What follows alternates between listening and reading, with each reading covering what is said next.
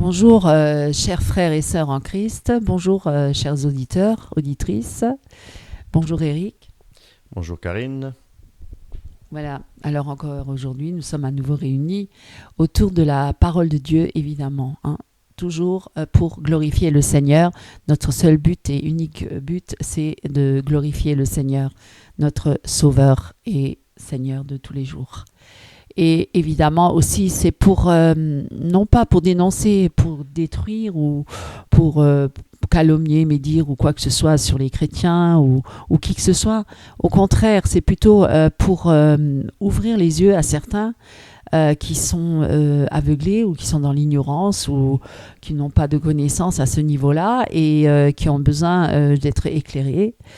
Et pour tous ces chrétiens, malheureusement, qui parfois sont bien égarés et qui ne se rendent pas compte qu'ils sont dans un piège, que Satan les tient et qui sont captifs. Et voilà, et Jésus a dit, je suis venu pour délivrer les captifs et les prisonniers et rendre la vue aux aveugles. Donc nous sommes souvent aveugles et si nous n'avons pas la lumière du Christ qui nous éclaire, eh bien nous pouvons souvent nous tromper de chemin.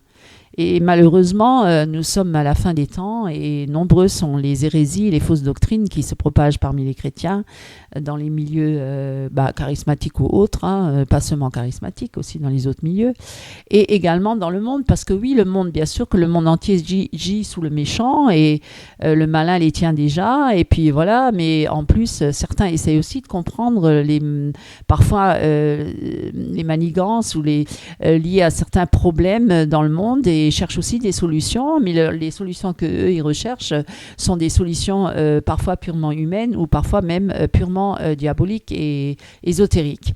Donc nous, en tant que chrétiens, nos solutions et nos problèmes, nous devons les régler devant le Seigneur. C'est lui notre solution. C'est Jésus-Christ et nul autre. Et sa parole qui nous éclaire. Alors, nombreux sont les chrétiens qui pensent servir Dieu, alors qu'ils ne se rendent pas compte que déjà, ils sont piégés et prisonniers, captifs d'une pensée qui les tient captifs, parce que c'est dans les pensées que ça se passe avant tout. C'est le combat est dans les pensées et pour nous tenir captifs et après on crée des forteresses et puis on est prisonnier dedans et le seul qui peut nous délivrer, c'est Jésus-Christ, évidemment. Et par sa lumière, c'est lui qui nous éclaire et à ce moment-là, il vient nous délivrer. Il nous montre que lui seul est la vérité, le chemin et la vie. Il n'y a pas d'autre chemin en dehors de Jésus-Christ qui nous mène au Père. Voilà, il n'y a pas d'autre chemin. On ne peut pas passer par d'autres chemins pour soi-disant avoir une communion avec le Père, avec Dieu. Et beaucoup, justement, empruntent des chemins de traverse et puis après se retrouvent piégés. Et parfois dangereusement et parfois définitivement. Ils n'arrivent même plus à retrouver le chemin du retour vers le Christ.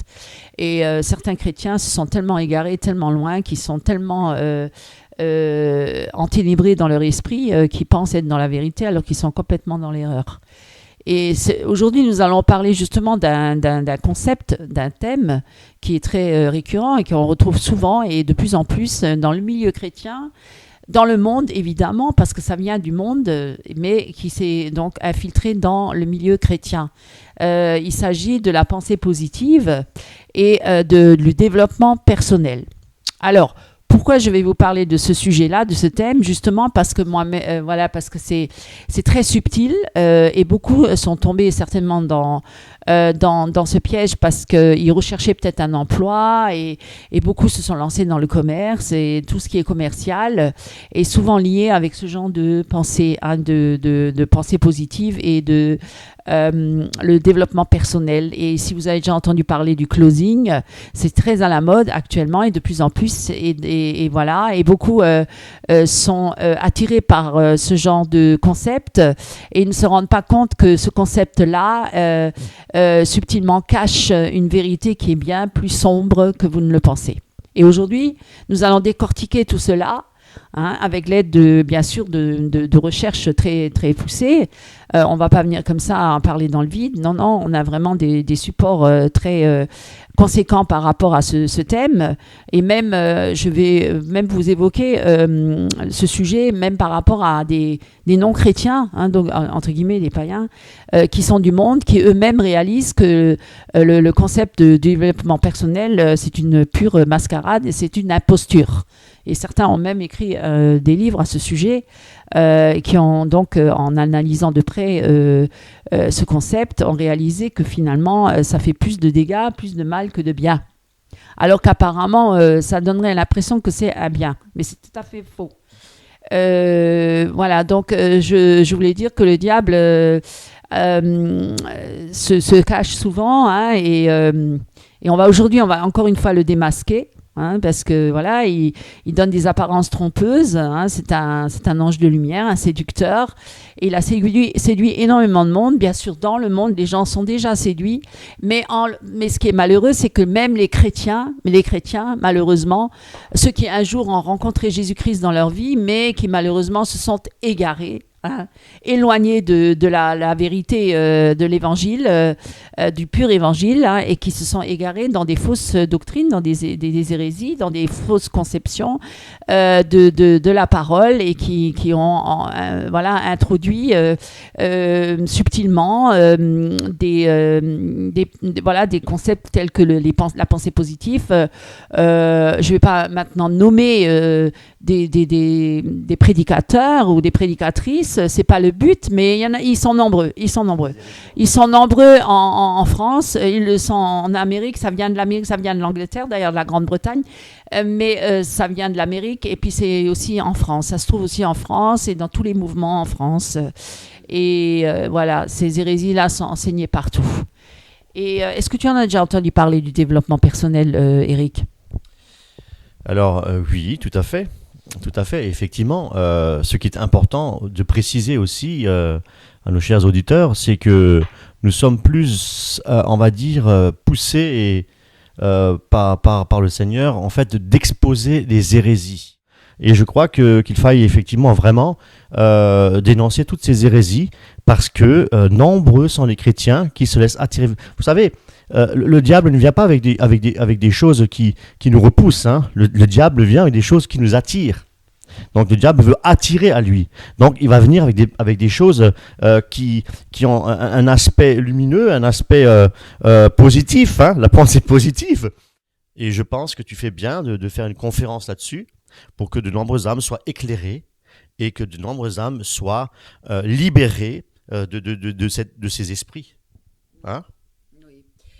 Oui, mais je le fais pas par hasard, je le fais aussi parce que moi-même j'ai été plus ou moins impliquée dedans. Enfin, pas impliquée, j'étais pas engagée dedans, mais j'ai failli. Parce que bon, j'étais à la recherche d'un emploi dans le commercial, et je suis tombée sur des différentes offres très alléchantes, le closing. Et donc après, j'ai regardé de plus près, je ne connaissais pas du tout ce concept, et j'ai regardé de plus près, et finalement, j'ai découvert que c'était en rapport avec le développement personnel, le coaching évidemment, parce que bon, vous n'êtes pas tout seul, vous allez être coaché, et puis après finalement, vous allez avoir avec plusieurs autres, vous allez travailler ensemble pour entrer dans une dynamique de groupe, et puis ensuite pour aller plus vers en avant dans une pensée positive, dans le développement personnel, dans l'estime de soi, pour le développement du moi. Voilà, c'est vraiment ça, pour trouver vraiment sa place et comprendre comment aborder son client, parce que c'est dans la vente, mais c'est d'une manière plus détournée maintenant, c'est-à-dire avant c'était je veux à tout prix vendre mon produit, maintenant c'est surtout je vais d'abord à l'écoute de mon client et mieux le connaître et mieux se connaître soi, et puis voilà, et gagner apparemment beaucoup d'argent dans ce domaine. Alors et c'est ça pourquoi beaucoup de chrétiens sont tombés dans ce piège, parce que justement ils sont aussi dans, et puis tous ces thèmes voilà, on entend souvent les mêmes thèmes, entrepreneuriat, j'ai déjà entendu dans certaines églises, voilà, Paris chrétien, de Paris et d'autres régions qui parlent beaucoup d'entrepreneuriat, de pensée positive, de coaching, voilà, développement personnel, de leadership, etc. Donc ce sont des mots qu'on retrouve souvent dans la bouche des chrétiens, et on se dit tiens, mais mais ça c'est un langage qui s'est modernisé, qui n'est pas forcément biblique. Hein. Voilà, et donc on se pose la question d'où vient tout ce vent-là. Et alors je vais juste maintenant introduire ce thème par bon, je vais pas faire la publicité d'une écrivaine, je vais pas la nommer, mais une écrivaine qui a écrit un livre sur le sujet du développement personnel, qui était donc une directrice des ressources humaines, qui est écrivaine en même temps, et qui a constaté que voilà, parce qu'elle a quand même beaucoup de contacts avec au niveau des entreprises, hein, puisqu'elle fait elle est conférencière aussi, puis elle a fait beaucoup de conférences au sein des entreprises, et puis elle a réalisé que finalement la plupart des employés étaient justement pris dans cet engrenage du développement personnel. Il y avait énormément de coachs qui étaient sollicités par les entreprises pour soi-disant motiver le personnel, et alors on vient avec des méthodes, des nouvelles méthodes. Enfin, elles sont pas tellement nouvelles, ça date déjà d'il y a pas mal de temps. Moi maintenant j'en parle aujourd'hui parce que je vois que dans le milieu chrétien on en parle aussi, et c'est ça qui m'a un peu étonnée, ça m'a un peu surpris, et je me suis dit mais comment se fait-il alors qu'ils utilisent ce concept-là pour soi-disant prêcher l'évangile. C'est pas le fait qu'ils disent voilà, et ils introduisent ça dans la parole de Dieu, dans l'évangélisation, dans la manière d'aborder les gens, dans la manière de faire les vidéos. Aujourd'hui ils disent oui, le Dieu tu as une grande valeur aux yeux de Dieu alors qu'on est des pécheurs, voilà, valorise tes compétences, tu as une destinée, entre dans ta destinée dans le Seigneur. Il y a quelle destinée? La destinée c'est quoi? C'est le royaume de Dieu, c'est la nouvelle Jérusalem, et marche sur le chemin étroit parce que c'est un chemin de sanctification. Repente-toi de tes péchés et détourne-toi de tes mauvaises voies et renonce à ta vie, à ton moi, justement. Et là c'est l'inverse, c'est Dieu, tu as une grande valeur aux yeux de Dieu, tu es voilà une créature merveilleuse. Bon, c'est ok, c'est écrit dans la Bible, mais pas de cette façon-là, parce que Dieu nous révèle aussi que nous sommes des pécheurs et que nous avons tous les jours besoin de venir à la croix. On ne prêche plus la croix, on prêche que l'homme il a une grande valeur, et qu'il doit avoir une grande estime de soi, qu'il doit développer ses compétences et ses capacités au maximum par l'excellence, et tout est basé, tout est centré sur l'homme et non pas sur Dieu, hein. Voilà, donc on va développer tout ça, et c'est ça qui m'a justement mis la puce à l'oreille, et où je me suis dit oulala, aïe aïe aïe, je rentre dans quel domaine? J'ai prié, j'ai demandé au Seigneur, et Dieu m'a montré clairement que je ne devais pas chercher dans ce domaine-là, que je devais pas, parce que j'avais postulé pour une candidature, et plusieurs postulés, et finalement je me suis rétractée. Pourquoi? Parce que Dieu m'a montré clairement, j'ai prié, et Dieu m'a montré clairement que c'était vraiment contraire à sa parole, contraire à son esprit, que j'allais entrer dans un autre esprit, hein, l'esprit du monde, l'antéchrist, et que j'allais me laisser séduire, que j'allais être séduit par tout ça, et bon, l'appât du gain, bien sûr, et on le voit bien dans le milieu chrétien, c'est beaucoup l'appât du gain, c'est la réussite, le succès, l'entrepreneuriat, c'est que ces termes-là, c'est plus le royaume de Dieu, Jésus-Christ, la nouvelle Jérusalem, non, c'est le succès, l'entrepreneuriat, réussit ta vie, gagne, voilà, en excellence, monte en plus haut, dans un autre niveau, quatrième dimension, voilà, tu es à la tête et non pas à la queue, leadership et machin, enfin tout ça, et franchement, je crois que il y a beaucoup de chrétiens qui sont trompés et égarés, égarés par les autres, et qui égarent eux-mêmes les autres, et chacun égare tout le monde, et voilà, un aveugle qui conduit un aveugle, et ils se rendent pas compte que finalement, et c'est ça la grande apostasie, hein, au lieu de dire le grand réveil, non, c'est une grande apostasie, et où les gens pensent être dans la vérité, mais ils sont complètement, moi je dis, à côté de la plaque. Il y a beaucoup de chrétiens qui sont à côté de la plaque, et ce sont souvent les leaders, entre guillemets leaders, hein, puisque j'utilise le même terme qu'ils utilisent pour dire que c'est les meneurs, hein, les conducteurs de louanges ou autres, et les grands prédicateurs qui sont là justement pour mener le troupeau, et le mènent où? Justement vers ce genre de concept. Hein, beaucoup de grands prédicateurs qui ont des méga church sont dans justement dans la pensée positive, et dans toutes ces sortes de concepts là, et qui n'a rien à voir avec la parole de Dieu, mes amis, hein, qui est plutôt à l'opposé, hein. Et justement, on va préparer la venue de l'antéchrist, n'oubliez pas. Et donc, cet auteur-là a écrit un livre qui justement dit que le développement personnel, elle dit impersonnel plutôt, est une imposture. Est une imposture, hein, parce qu'elle dit proposer un programme, parce que on voit même dans les églises, on fait des programmes, toujours des programmes. Eh bien, tout est structuré, tout est carré, on ne laisse même plus le Saint-Esprit vraiment agir.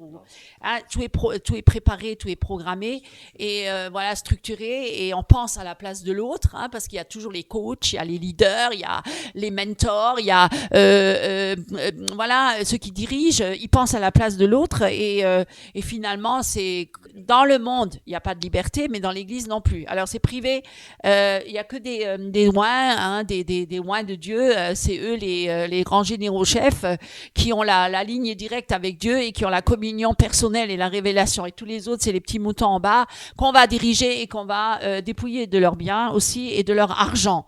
Parce que c'est quand même une grande manipulation. Hein. Il faut quand même le dire et il faut arrêter de dire faut pas dénoncer un manque d'amour.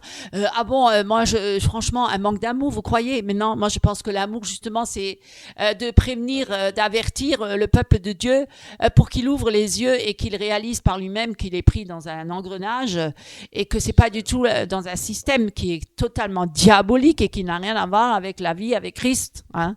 Et donc et dans le monde c'est pareil parce que le monde aussi ils sont pris dans l'engrenage. Sauf que eux, ils le réalisent pas parce qu'ils n'ont pas Christ. Hein? Donc eux, ils cherchent des moyens, par tous les moyens de s'en sortir, d'avoir une meilleure vie, la recherche du bien-être, d'avoir le bonheur, mais sans Christ, hein, sans Christ, parce qu'il n'y a pas de bonheur sans Jésus. Et puis bon, le bonheur, il n'est pas sur la terre, il est dans la nouvelle Jérusalem. Bien sûr, on peut avoir un moment de bonheur sur la terre, mais celui qui veut vivre pieusement avec Christ, il sera persécuté. Il faut quand même lire la Bible, mes amis. Hein? Il faut quand même savoir que le chemin est étroit et celui qui mène au royaume de Dieu est large et la porte de la perdition. Et moi, j'ai l'impression qu'il y a beaucoup de chrétiens qui courent sur cette porte large, sur ce chemin large, hein, parce que bon, ils ont le succès, ils ont la gloire, ils ont tout, ils ont la notoriété, ils ont la richesse, ils ont le bonheur, ils ont le bien-être, franchement. Mais est-ce qu'ils sont persécutés, ces gens-là? Moi, je ne sais pas. Bon, alors, on va revenir à ce développement personnel. On va un petit peu creuser là-dedans. Hein, alors, cette autrice, auteur, on peut dire auteur, a écrit que c'est une méditation mondiale. Je le dis bien, entendez bien, méditation mondiale, parce qu'on va revenir dessus en évoquant justement une autre auteur, qui était d'un autre siècle et qui a justement, c'est elle qui est à la base de toute cette pensée-là. Qui est infiltrée partout dans le monde et dans l'Église. Eh bien, c'est une méditation mondiale. Ça te rappelle pas quelque chose, ça, méditation mondiale? Le nouvel ordre mondial, gouvernement mondial. Oui. Le Dalai Lama, ça te dit pas quelque chose? Il disait aussi méditation mondiale. Le bouddhisme, hein, un petit peu, c'est relié un peu tout ça. C'est un peu lié. Alors, en fait, c'est une méthode manipulatrice. C'est une méthode manipulatrice. Et d'ailleurs, on le voit. Moi, quand j'ai postulé pour plusieurs emplois, je me suis rendu compte qu'on se fait de plus en plus arnaquer, mes amis. Et il y a beaucoup de mensonges. Et le diable, c'est un grand menteur. Hein. C'est le père du mensonge. Et beaucoup d'arnaques, beaucoup de manipulations, hein, beaucoup de tromperies et beaucoup d'illusions. Je te vends des illusions. Oui. Voilà. Alors, on est beaucoup dans l'illusion. Et je crois et je pense qu'il y a beaucoup de chrétiens. Ils ne se rendent pas compte qui sont dans un état d'esprit illusoire, en pensant servir Jésus-Christ, en pensant servir Dieu, alors que ce n'est pas du tout vrai.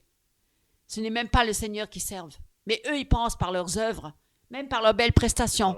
Mais, oui, voilà, et par leur manipulation, et eux-mêmes manipulent les autres, qui servent le Seigneur. Mais quel Seigneur? Quel Seigneur est-ce qu'ils servent? C'est ça qu'il faut voir. Quel Jésus-Christ? Hein? Et donc, voilà, c'est en fait cette méthode-là, hein, du développement personnel, on en avait déjà parlé, on avait un peu dénoncé déjà, où il y avait certains musiciens, même artistes, entre guillemets artistes, ça n'existe pas, c'est pas écrit dans la Bible, mais je veux dire qui chantent pour soi-disant des louanges et qui écrivent des chansons et tout ça pour l'Église, pour que l'Église, l'Assemblée puisse louer le Seigneur. Ils parlent justement du développement personnel. Ils en parlent. Hein, ils vendent même des ouvrages là-dessus. Parce que c'est ça le problème, c'est qu'il y a tellement d'ouvrages sur le marché. Parce que ça se multiplie, hein, ça se multiplie partout, hein, parce qu'ils vendent ça sur Internet, en e-book et énormément de livres qui sont écrits sur ce thème, sur ce sujet. Et parce que ça paraît facile, d'abord, à premier abord, ça paraît facile. Et on comprend facilement ce langage. Et c'est à la portée de tous. Et il n'y a pas besoin d'avoir fait des hautes études ou d'avoir beaucoup de diplômes. Il n'y a même pas besoin de diplôme pour être un coach de nos jours. Voilà, donc, et tout le monde veut être coach, et tout le monde est coach. Voilà. Même dans l'église, il y a des coachs. Tu te rends compte? Alors, pourquoi? Parce que finalement, c'est un concept qui est très, très vaste, parce que ça englobe de nombreux autres concepts philosophiques, psychologiques et tout ça, et ésotériques et occultes. Et donc, on mélange un peu tout, et puis on fait un patchwork de tout ça. Voilà. Donc, c'est très vague, c'est très vaste, c'est très vague. Et finalement, ça amène à quoi? Ça amène à être recentré excessivement sur le moi. Voilà. Apprends à te connaître toi. Ah oui. Hein? Aime-toi toi-même, estime de soi, connais-toi toi-même, hein, pour connaître les autres, connais-toi toi-même. Enfin, vraiment, c'est que centré sur toi, pas du tout sur Dieu. Hein. Et finalement, centré sur soi pour devenir soi un Dieu. Mais parce qu'après, ils le disent, vous êtes des dieux, vous êtes Dieu. Alors, et qui vise finalement à l'augmentation du moi. Et est-ce qu'il n'est pas dit à la fin des temps que l'homme sera tellement orgueilleux et tellement imbu de lui-même, ami de l'argent plus que de Dieu, voilà, et tout ça? Effectivement, c'est le cas. Alors, ce mouvement-là, il est né finalement déjà dans les années 20, hein. C'est il y a longtemps déjà, tu vois, dans les pays où ça, anglo-saxon, évidemment. Hein. Ça vient toujours là-bas, hein, souvent, hein. Prévoyant. Et donc, le but, c'était prévoyant une grande méditation mondiale. Alors, hein, c'est comme cela que finalement, alors cette dame-là qui a écrit ce livre, elle a commencé à un peu analyser tout ça et à avoir un regard critique. Non, je ne vais pas faire de publicité de cette dame. Voilà, je ne vais pas faire la publicité de ce livre. C'est pas le but. Et elle disait que finalement, c'est une appellation non contrôlée. Ça veut dire que tout le monde peut mettre son enseigne, sa plaque dorée devant la porte. Coaching, développement personnel, c'est pas grave. Hein. On va même pas analyser derrière quel niveau d'études ils ont, combien d'années d'études ils ont fait. Certains, en l'espace de quelques semaines, ils sont coachs et après ils mettent leur plaque et puis ils sont à leur compte. Et c'est très dangereux. C'est très dangereux parce que on n'a pas beaucoup de connaissances et on veut utiliser le peu de connaissances qu'on a pour manipuler l'autre. Voilà. Et donc, parce que c'est une thérapie comportementale, hein, c'est très dangereux. Alors, on pioche un peu dans la psychanalyse, dans la psychologie, et puis tout ça, c'est diabolique aussi, parce que Carl Jung et Freud, on a déjà parlé qu'il était aussi d'une société secrète et que lui-même est un occultiste. Voilà. Donc, voilà. Alors, et l'origine de tout ça, qui est celle qui est à l'auteur de tout ça et qui a parlé de la méditation mondiale, c'est l'auteur Alice Bailey. Est-ce que tu as déjà entendu parler d'Alice Bailey? Oui. Bien entendu. Voilà. Et je pense que les auditeurs aussi. Et donc, Alice Bailey, justement, on va en parler. Hein. Elle est donc une grande... elle est une auteure occultiste, occulte, cachée, hein, britannique. Hein, et c'est elle, souvent on dit qu'elle est la précurseur de l'expression New Age. Hein, c'est elle qui est à la limite la fondatrice du mouvement New Age. Et à l'origine, voilà. Et elle a écrit à peu près une vingtaine d'ouvrages à ce sujet et traitant de l'occultisme et de l'ésotérisme. Donc c'est, tu vois, la base maintenant du développement personnel, quand on creuse plus profondément d'où l'origine.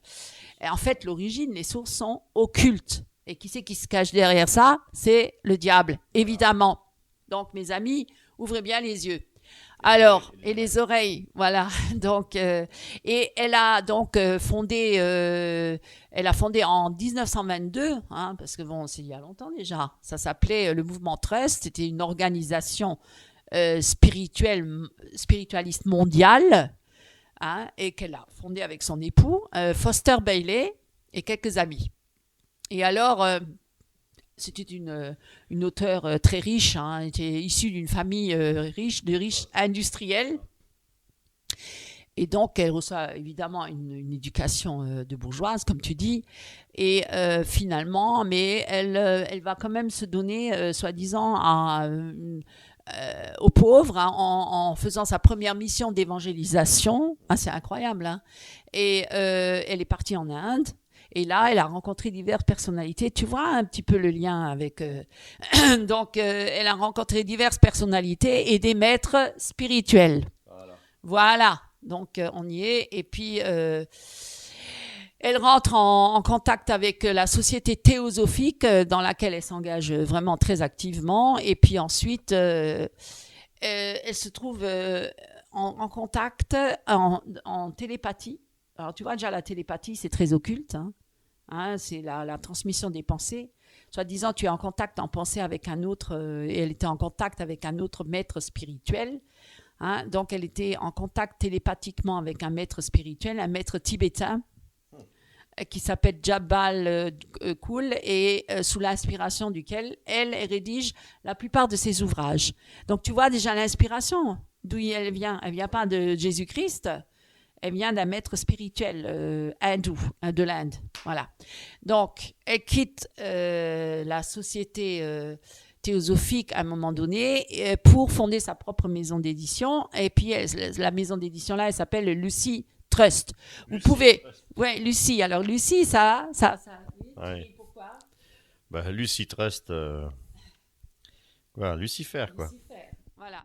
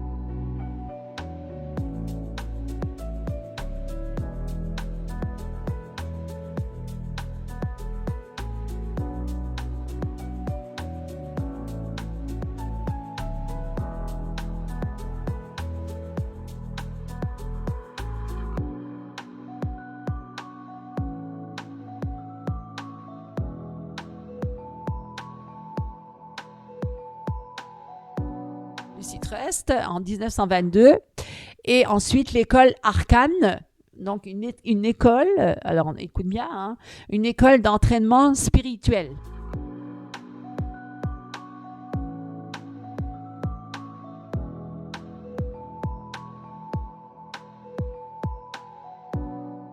D'entraînement spirituel avant-garde. Tu vois, ouais. Donc déjà le yoga et tout ça, tu vois, voilà. Alors durant ces années-là, elle fréquente de nombreux groupes qui sont engagés vers des établissements qui s'intitulent un monde de paix.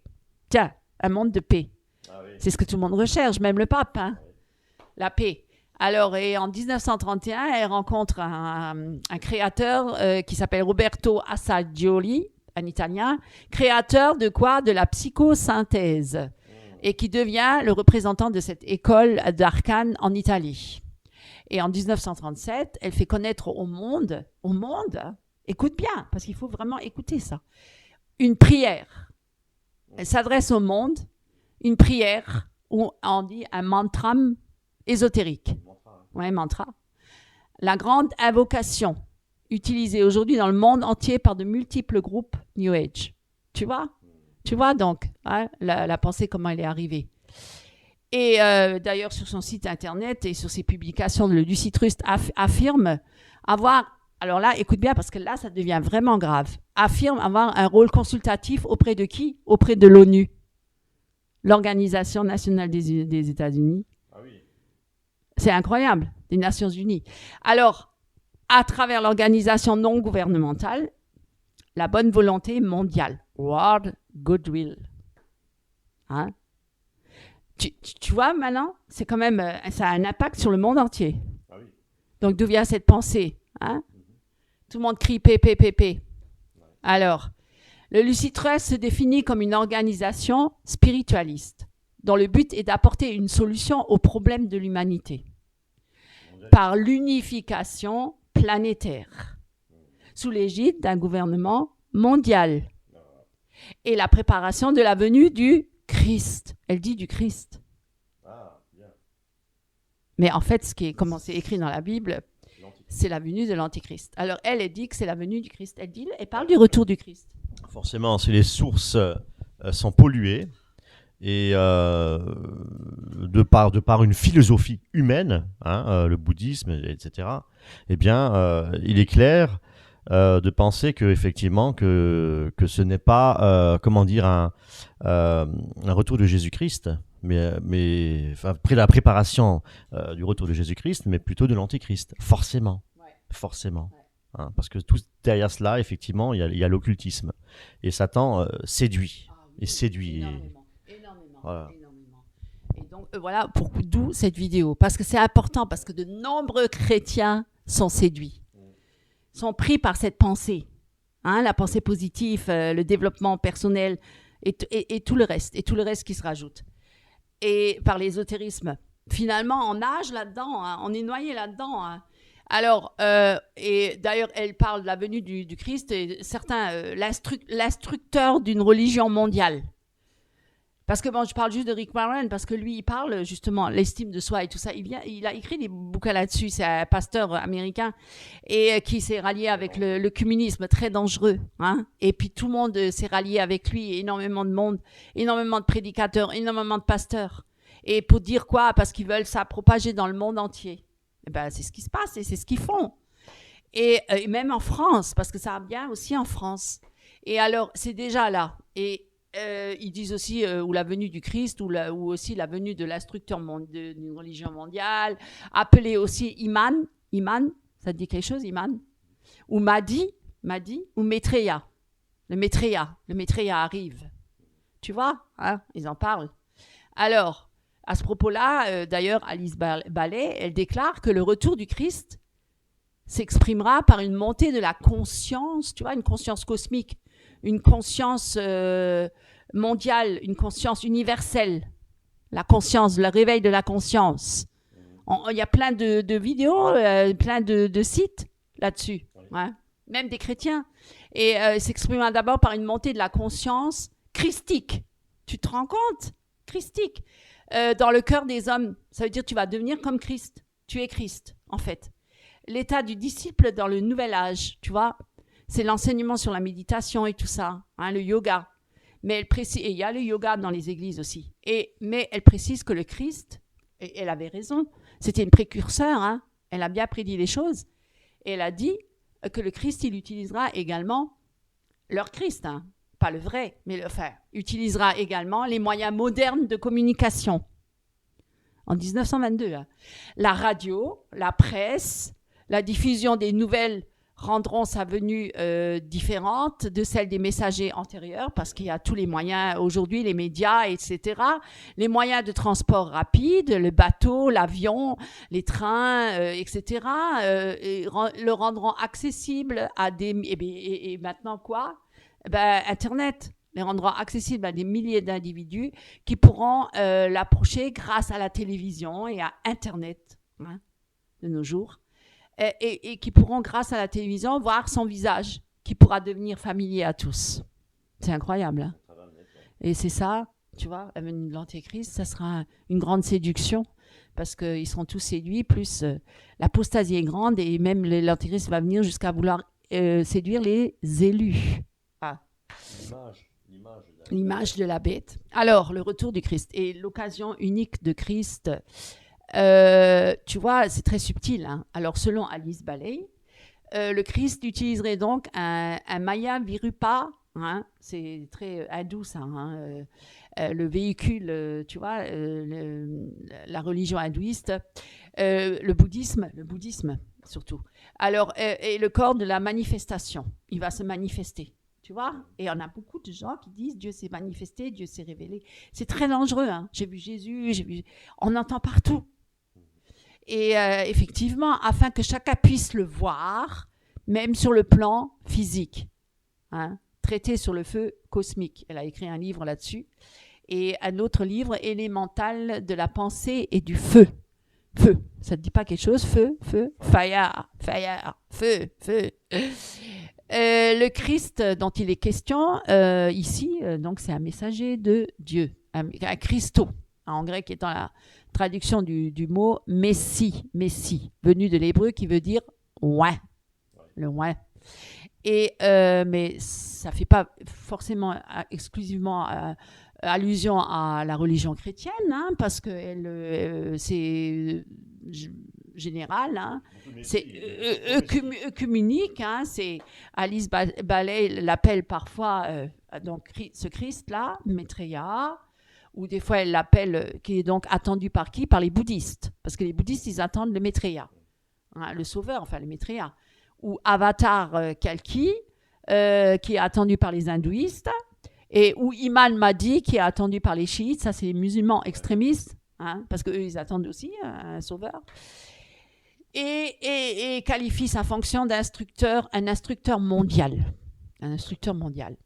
Alors c'est incroyable, mais c'est ce qui se met en place, non? Hein, on est en plein dedans, mes amis. Et l'enseignement d'Alice Bailey continue d'être utilisé encore aujourd'hui, et étudié au travers de l'école d'Arcane et de sa maison d'édition, le Lucitrest. Oui, tu voulais dire quelque chose? Oui, justement, parce que là, ça me fait référence, tu me fais penser à Chrislam. Chrislam, c'est l'unification, en fait, de toutes les églises et mouvements et philosophie. Hein.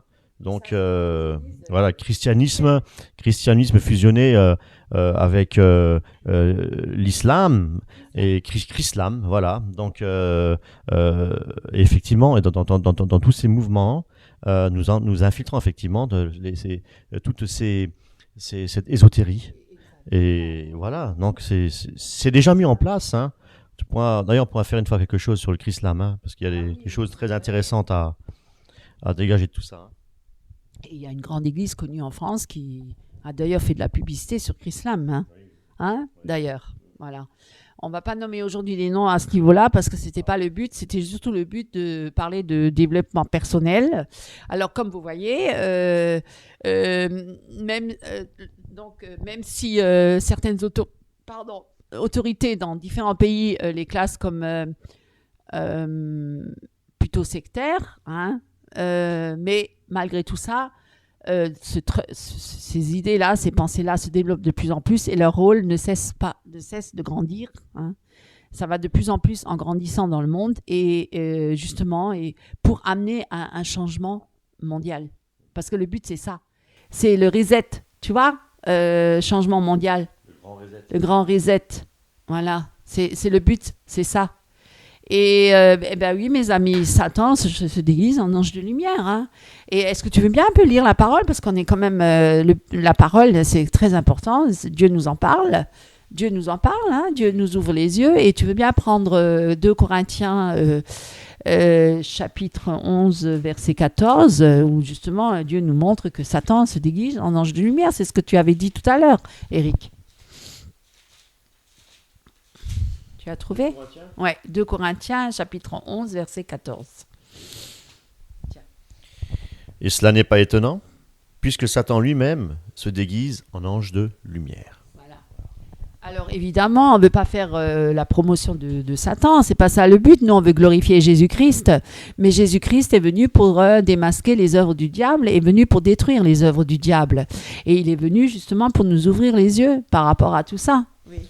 Effectivement, c'est bien ce que tu dis, et puis en même temps, ce qui me vient à l'esprit, c'est que, alors, il y a un équilibre qui manque. Je crois que dans la chrétienté, il y a réellement un équilibre qui manque. À savoir, les uns ont plus tendance, en fait, à comment dire, à voir Satan partout, hein, à le voir partout. Et puis, il y a encore d'autres mouvements, d'autres églises, qui ignorent en fait les desseins de Satan, hein, parce que Satan est bien réel, il y a réellement une guerre spirituelle. C'est pas parce que nous ne voyons rien avec nos yeux physiques qu'il ne se passe rien.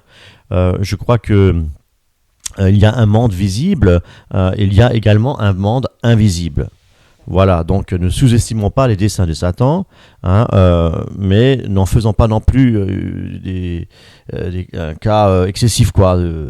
Voilà. Bah oui, Jésus-Christ est vainqueur, hein. Et tous ceux qui sont en Jésus-Christ, eh ben, Dieu les garde, hein, et le malin ne peut pas les toucher. Donc, mais Dieu nous ouvre les yeux. Il nous montre justement pour nous montrer les stratégies de Satan pour justement ne pas être piégé par lui. Voilà. Donc ça, c'est très important. Et comme tu dis toujours, oser... Osée 4:6, faute de connaissance, mon peuple périt. Voilà. Donc, mes amis, Dieu ne veut pas que son peuple périsse. Pourquoi ? Faute de connaissance. Non, ouvrez les yeux. Il est important quand même d'étudier et de scruter les Écritures et de voir et de prier. Parce que moi, j'ai prié, et justement par rapport à ces pensées positives, là, le développement personnel, le closing, c'est parce que j'ai voulu, voilà, j'ai cherché un travail dans le commercial et je suis tombée que sur des offres alléchantes où on peut gagner beaucoup d'argent et être très, très riche, mais voilà, à quel prix ? À quel prix ? Justement, au prix de mon âme. Ouais, voilà, on ne se rend pas compte, mais c'est ça, mes amis. C'est ça, mes amis. Donc, il faut quand même être prudent. Il faut quand même être vigilant. Hein, voilà, il ne faut pas se lancer dans n'importe quoi. Pourquoi ? Parce que, soi-disant, voilà, je vais gagner beaucoup d'argent et je vais faire une entreprise, un entrepreneuriat. Et puis, voilà, et beaucoup de chrétiens sont tombés dans ce piège. Je suis désolée. Et c'est la vérité. Et Jésus, mais heureusement que Jésus est venu justement pour détruire les œuvres du diable et libérer les captifs et les prisonniers et rendre la vue aux aveugles. Et on peut aussi dire que Jésus est le seul médiateur entre Dieu et les hommes. Il n'y a pas d'autre médiateur. C'est pas le développement personnel qui va nous amener à une plénitude, à un bonheur et à la réussite. La réussite de quoi, mes amis ? Le riche, il a eu beaucoup de biens, il a rempli ses greniers et puis il a dit, oh, je vais enfin pouvoir me reposer. Et qu'est-ce qu'il a dit ? Dieu, il a dit, insensé, aujourd'hui même ta vie te sera reprise. Donc je veux dire, quelque part, notre vie ne dépend pas de nos biens. Notre vie, elle dépend de Jésus-Christ. Parce que Jésus est la vie, et le chemin est la vérité. Et il n'y a qu'un seul médiateur. Tu veux bien le lire dans 1 Timothée, chapitre 2, verset 51, où justement, là, on glorifie le Seigneur, mes amis. On glorifie Jésus-Christ. Et heureusement qu'il est venu. Heureusement qu'il est venu pour nous sauver. Heureusement qu'il est venu pour nous délivrer de ce monde de ténèbres, hein, ce monde de folie. Parce que c'est la folie. Les projets de l'homme sont folie aux yeux de Dieu. Hein, parce que, voilà, ils mènent plus à la mort qu'à la vie. Vas-y. 1 Timothée, chapitre 2, verset 5. Car il y a un seul Dieu, effectivement, et aussi un seul médiateur entre Dieu et les hommes, Jésus-Christ homme. Gloire à Dieu. Merci. Et donc, Jésus dit, les paroles de Jésus-Christ, il dit quoi ? Il dit quoi ? Je suis le chemin, la vérité et la vie. Et nul ne vient au Père que par moi. Alors, on ne va pas incriminer l'Église catholique parce qu'il y a d'autres mouvements, d'autres églises, d'autres religions qui sont aussi graves, enlisées complètement dans le péché, dans les ténèbres. Mais bon, on va parler un peu de l'Église catholique parce qu'elle propose un autre chemin. Oui, c'est bon. Alors, oui, vas-y, tu voulais dire quoi ? Juste pour venir aux sources de l'Église catholique, que je qualifierais non pas, comme une secte à proprement dite, c'est une grande secte, c'est une église en fait qui s'est mêlée à la politique. Hein, depuis 325 après Jésus-Christ, concile de Nicée, voilà, Constantin. Sous Constantin, l'empereur Constantin, effectivement, l'Église est devenue une Église d'État. Hein, à savoir que en 325, je disais bien, les premiers siècles, l'Église était effectivement catholique, qui veut dire universelle. Hein. Ce n'était pas considéré comme une religion, mais c'était effectivement le christianisme. Mais malheureusement, l'Église, de par la ruse de Satan, forcément aussi, pour détourner des milliers et des milliers de chrétiens, eh bien, ils ont commencé à rentrer. Il y avait aussi ce courant du gnosticisme, hein, à cette époque-là, et donc il y avait beaucoup de pensées philosophiques. Et pour ne citer Origène qui était effectivement très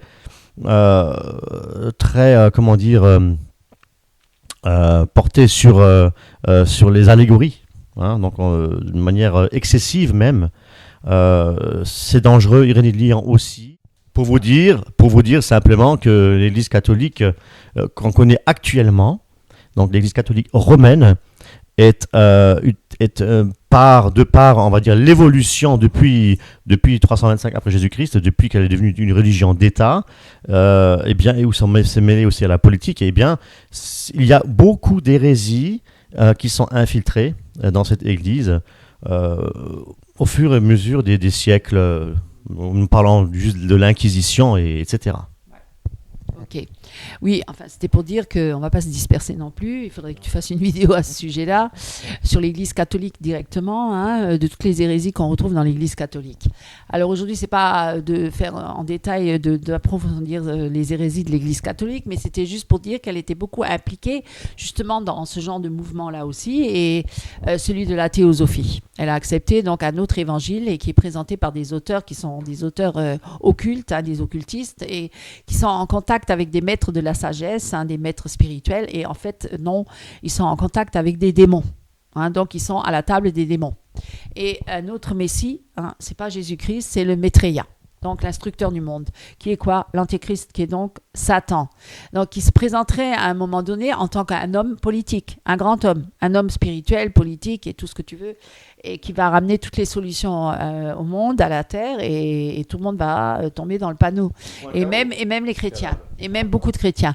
Alors dans la Bible, il est donc dit que les promesses de Dieu sont certaines, et puis qui se trouvent dans les béatitudes. Et on va pas le prendre maintenant, c'est dans Matthieu, et il dit « Heureux les pauvres en esprit, car le royaume des cieux est à eux ». Donc, c'est pas la connaissance, d'avoir une grande connaissance ésotérique qui va te sauver, parce qu'eux, ils se basent sur ça. Donc, c'est une élite qui pourrait y arriver, parce que tous les autres, les pauvres en esprit, justement, ils ne pourraient pas y arriver, tu vois. Voilà, la connaissance enfle en plus. Alors, et justement, Jésus-Christ avait dit que ceux qui ne ressemblent pas à ces petits-enfants n'entreront pas dans le royaume de Dieu. Donc, il faut être simple, et justement, c'est la foi. C'est par la foi, et non pas par les œuvres et la connaissance, tu vois. Donc, tu vois, toute cette tromperie. Et il y a beaucoup de chrétiens qui sont dans les œuvres, hein. Ils sont aussi dans ces œuvres et dans cette connaissance-là, ésotérique. Et en fait, être comme un petit enfant, c'est être dépourvu de quoi? De l'orgueil spirituel. Et c'est vrai qu'on reconnaît qu'il y a énormément de gens qui sont très orgueilleux spirituellement, qui se prennent vraiment pour des grands et au-dessus de tout le monde. Et puis les grands généraux chefs là, des mouvements charismatiques qui sont les appelés les oints de Dieu, se prennent pour au-dessus de tous.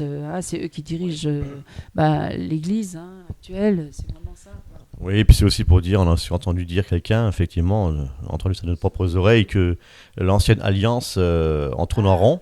Hein, on n'a pas besoin d'étudier l'ancienne alliance parce que la révélation, elle est dans la nouvelle alliance. Et il faut avoir que le Nouveau Testament. Eh bien, voilà, donc c'est une hérésie très grave. Très, très, très grave. Voilà. Peut-être la personne se reconnaît. En plus, il faut être comme des petits-enfants et pas avoir cet orgueil spirituel. Il faut rester simple et humble, voilà, parce que c'est contraire à tout ce qu'on enseigne actuellement, d'avoir une grande connaissance. Il faut avoir une grande connaissance. C'est pour ça que les hommes sont tellement à la recherche, toujours plus, et puis les bouquins. Alors, on en écrit des bouquins et on en lit des bouquins. On n'arrête pas, on passe sa vie à lire des livres, les pensées de tout le monde, et la Bible, on la laisse dans l'armoire, on la touche plus, parce qu'il y a tellement les pensées des hommes, et puis chacun vient avec sa révélation, et chacun vient avec sa pensée ésotérique, sa pensée soi-disant christique, hein, et puis finalement c'est une science qui est de l'enseignement gnostique, hein, c'est du gnosticisme et de l'occultisme qui est donc proposé par la théosophie, et c'est une fausse connaissance dans le seul but finalement d'éloigner les hommes de Dieu, hein, voilà. Ben, c'est le péché originel déjà à la base, le Satan dans le jardin d'Éden, hein. Le diable a toujours voulu égarer, éloigner déjà Adam et Ève à la base de Dieu, hein, de la communion avec Dieu. Et c'est ce qu'il veut toujours faire, parce qu'il déteste Dieu, il déteste les hommes. Et il veut les détruire, et il veut les éloigner de Dieu, il veut les amener à lui, pour qu'on adore Satan et qu'on aille avec lui en enfer. Parce que lui, il est déjà condamné. Il est déjà condamné, il le sait. Il a une rage. Hein. Il est enragé. Donc il essaie par tous les moyens de détourner les hommes de Dieu. Il leur ramène des fausses doctrines, il leur ramène des faux enseignements, il leur ramène des fausses pensées, il leur ramène le péché, il leur ramène la pureté, la pudicité, il leur ramène tout ce qui peut détourner des lois de Dieu et de ce que Dieu a, les commandements de Dieu, de ce que Dieu a instauré. Il veut tout détruire. Voilà. Et c'est ça le but. Hein. Alors, et donc, la théosophie, c'est un enseignement qui est très compliqué. Hein. C'est très compliqué, c'est très ésotérique, c'est très occulte. Et c'est une science qui ressemble à la voie du serpent, hein, le serpent de la Genèse, de Satan.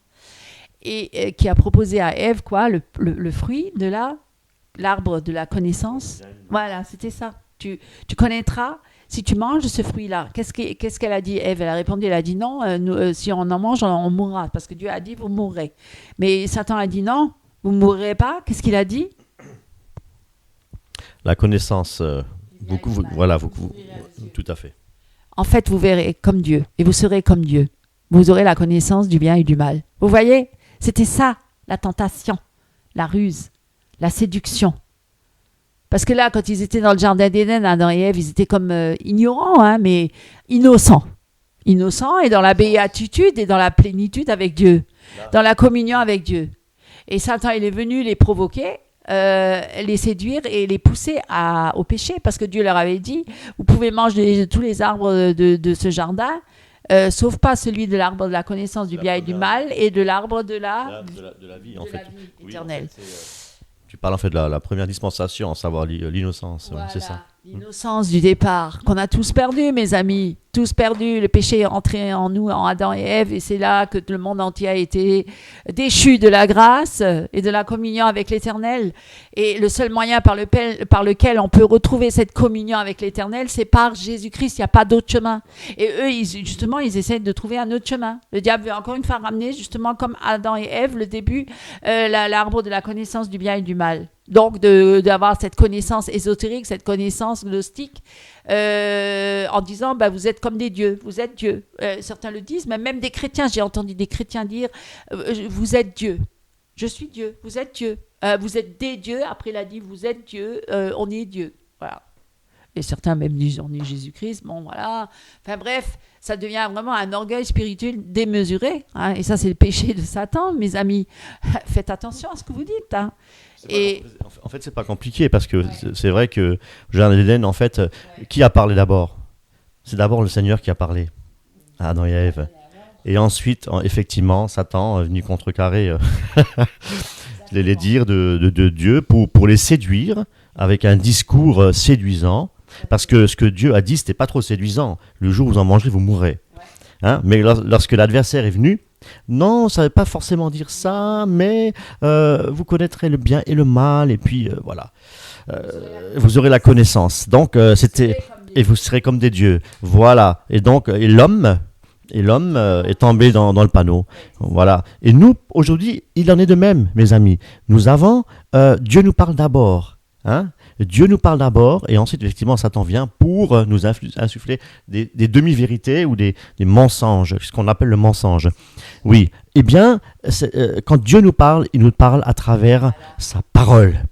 C'est pour cette raison, mes amis, vous devez vraiment lire les Écritures. Lire les Écritures et vous ne serez pas séduits. Parce que la vérité est dans la parole. Alléluia. Elle est en Jésus-Christ. Jésus est la parole. Elle est en Jésus-Christ. Amen. Et donc, effectivement, ce que tu dis là, c'est pour dire, finalement, beaucoup de chrétiens disent, par rapport au développement personnel, la pensée positive, mais il n'y a pas de mal à ça, au contraire. Voilà, ça nous fait du bien. C'est l'estime de soi, le moi. Et hop, le moi, il gonfle. Et il s'élève et il prend beaucoup de place et il n'y a plus de place pour Dieu, là. L'orgueil, le péché et les œuvres et les prestations. Et puis on est applaudi, on est adulé, on est glorifié, on est élevé. Et puis on est centré sur l'homme et puis sur Dieu. C'est l'homme qui est Dieu. Voilà, mes amis, ouvrez les yeux, regardez autour de vous, vous le voyez, ça se voit partout. Et en plus, toute cette théorie-là, la théosophie, elle propose même des cours, hein, et puis là aussi, beaucoup, le développement personnel propose énormément de cours. Cours, yoga chrétien, et puis des cours de coaching, hein, parce que certains veulent devenir des coachs pour eux-mêmes, après impacter les autres, impacter le monde, impacter les autres, les encourager, les exhorter, enfin tu vois, tout ça dans la pensée positive, mais tu as de la valeur aux yeux de Dieu, mais tu es quelqu'un d'important, si ça entre dans ta destinée et tout ça, enfin ne sois pas négatif, ne rejette le négatif, n'aie que des pensées positives, n'accepte pas le négatif, et puis fréquente que des gens qui ont une influence positive sur toi, entre dans la sphère positive avec tes amis et rejette ceux qui te ramènent dans le négatif, rejette-les, enfin bref, vous connaissez ce langage, non, quand même, moi j'ai déjà beaucoup entendu, et c'est vrai, et finalement, donc tous ces cours qui sont proposés, ces écrits gnostiques aussi, la connaissance, rentrer dans le cosmos, le cosmique, tout ça, ah oui, important, c'est très important. Premier siècle. Oui. C'est vrai qu'au 1er siècle, nombreux étaient les chrétiens qui étaient effectivement influencés, hein, et les évêques qui étaient, enfin les évêques, les anciens de l'Église primitive, ont été effectivement séduits parce qu'ils vivaient avec une pensée grecque philosophique. Hein. Voilà, donc je pense qu'il serait peut-être intéressant un jour, tu descends toujours plus bas le micro. Je peux le prendre en main peut-être quand tu te tiens. C'est bien ça. Donc il serait bon éventuellement de faire une fin de vidéo sur le gnosticisme, ce que c'est, bon, sans trop rentrer dans les détails, c'est très complexe, hein. Puis voilà, c'est très vaste, ouais. Oui, donc tout à fait, on a encore beaucoup de travail sur pas sur la planche, comme on dit, mais c'est pour la gloire de Dieu, et c'est pour, on va pas dire on est là, on est les libérateurs du peuple de Dieu, non, on va pas avoir cette prétention-là, non, on n'est pas les libérateurs, nous, on est en Jésus-Christ, nous-mêmes on a été piégés, nous-mêmes on est sortis de beaucoup de choses, et aujourd'hui on en parle, et puis aujourd'hui on essaye d'avertir le peuple de Dieu, parce qu'on a prié, parce qu'on prie, et qu'on demande, Seigneur, montre-nous ta volonté, et le Seigneur, sa volonté, c'est quoi? C'est de libérer son peuple. En fait, c'est Jésus-Christ qui veut libérer son peuple. Voilà. Que vous revenez à lui pleinement. À lui, à Jésus, pas à nous. Pas à nous. Ne venez pas à nous. Nous, on n'est pas les sauveurs du monde. Hein. On n'est pas les sauveurs. Ne venez pas à nous. Venez à Christ. Tournez-vous vers Christ. C'est lui le sauveur du monde. C'est lui qui a versé son sang sur la croix. C'est lui qui est mort pour nos péchés, pour vos péchés. C'est lui qui nous est venu pour nous délivrer des œuvres du diable, qui est venu pour nous délivrer justement de notre aveuglement, qui est venu pour nous sortir des ténèbres, qui est venu pour nous libérer de ce monde de folie, ce monde qui est contraire à Dieu, ce monde qui est en opposition à Dieu, ce monde de convoitise, ce monde qui va passer. Et vous savez, l'orgueil de la vie, la réussite sociale, ça ne vient pas de Dieu, c'est un péché, c'est dans la Bible. Ça n'a rien à voir avec la parole de Dieu, ça n'a rien à voir avec le royaume de Dieu. Voilà, Jésus l'a dit lui-même, mon royaume n'est pas de ce monde. Et notre espérance, elle est céleste, elle n'est pas terrestre. Nous devons regarder les choses d'en haut et non pas celles d'en bas. Les choses d'en bas vont passer et toute sa convoitise aussi. Le monde va passer parce que Dieu va donner une nouvelle terre et des nouveaux cieux et la nouvelle Jérusalem. Notre espérance, elle est dans la nouvelle Jérusalem. Elle n'est pas ici-bas dans cette terre. Et cette terre-là, elle est remplie d'impureté, elle est remplie de fausseté, de mensonges. Et elle est vouée à la perdition. Voilà. Lisez la Bible, mes amis. Lisez la Bible. Ouvrez les yeux. Voilà, c'est tout ce que je peux vous dire. Et merci Seigneur parce que tu nous as sauvés. Merci parce que tu es mort sur la croix pour nos péchés. Merci Seigneur. Revenez à la croix, mes amis, à la croix. Merci Seigneur parce que tu m'as libéré de ce monde de folie et de l'emprise de Satan. Parce que tu m'as délivré du péché de Satan et de la mort. Parce que grâce à Jésus-Christ, j'ai la vie éternelle. Donc, je ne crains plus les hommes, je ne crains plus la mort, je ne crains plus Satan puisque je suis sauvé. Donc, ma vie, elle appartient à Christ maintenant. Elle n'est plus à moi-même, elle est à Christ. Pourquoi avoir une telle ambition là sur la terre, de vouloir absolument réussir? Réussir quoi? Qu'est-ce qu'on a à réussir? On a juste à marcher sur ce chemin étroit avec Christ, sur ce chemin de sanctification pour aller de gloire en gloire, pour venir jusqu'à la ressemblance de Christ. Mais c'est ça notre but, il n'y a pas d'autre but, mes amis. Et de prêcher l'évangile autour de nous, et c'est gratuit, mes amis, c'est pas payant. Combien font payer les hommes et les femmes, ils en ont fait un business, on le sait. Ben justement, c'est tous ceux qui sont dans le développement personnel et dans les pensées positives. Ils ont tous des magasins là sur Internet, des sites avec tous leurs boutiques là, leurs boutiques en vendant la parole de Dieu, en vendant des bibelots, en vendant du matériel, en vendant plein de choses. Et puis, alors que la parole de Dieu est gratuite. Hein? Donc, merci Seigneur, tu es venu pour nous délivrer.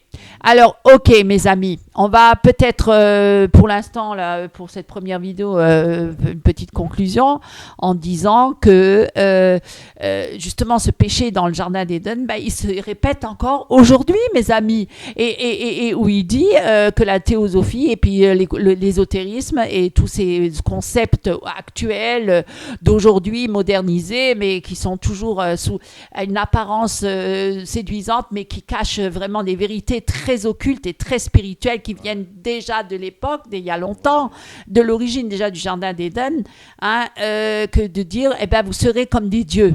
On est dans l'univers des dieux, vous serez comme des dieux. Et c'est le péché d'orgueil de Satan, de spirituel. Et c'est le péché d'orgueil de toutes les sociétés occultes qui se basent sur une gnose, une connaissance donc secrète, cachée, qu'il n'y a que les élites qui peuvent connaître, pas tous, peuvent accéder à cette connaissance. Il faut être une élite, il faut être choisi, il faut avoir l'aspiration.